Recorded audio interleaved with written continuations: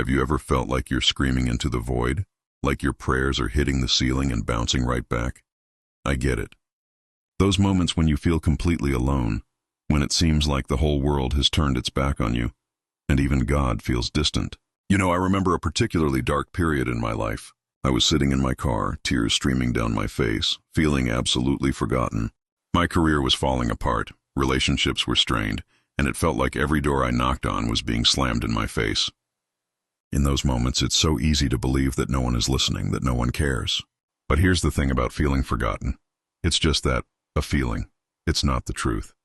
You see, even when we can't feel the warmth of the sun, it's still there behind the clouds. Even when we can't see the stars, they're still shining above us. And even when we feel completely alone, heaven is still listening. Think about a radio signal. Just because we can't hear the music doesn't mean the station isn't broadcasting. Sometimes we just need to adjust our antenna, fine-tune our frequency. The same goes for our connection with the divine.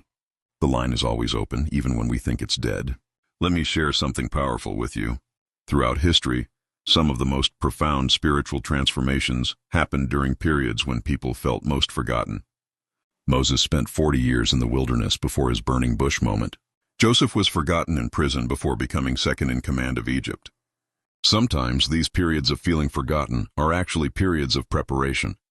And here's the beautiful paradox. Often, it's in these moments of feeling most forgotten that heaven is actually closest to us. It's like a parent watching their child learn to walk. They might step back, but their eyes never leave their child, ready to catch them if they fall.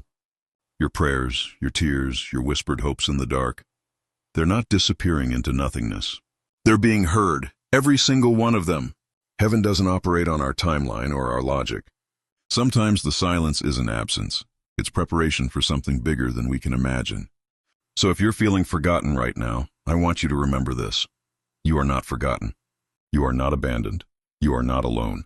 Heaven is still listening, still working, still moving on your behalf. The silence doesn't mean absence. Sometimes it means something beautiful is being prepared in the quiet. Take a deep breath. Hold on to hope. Trust that even in this moment, especially in this moment, heaven is closer than you think. Your story isn't over. It's just preparing for its next chapter. And remember, the darkest hour is just before dawn. Keep your heart open. Keep believing, because heaven never stops listening.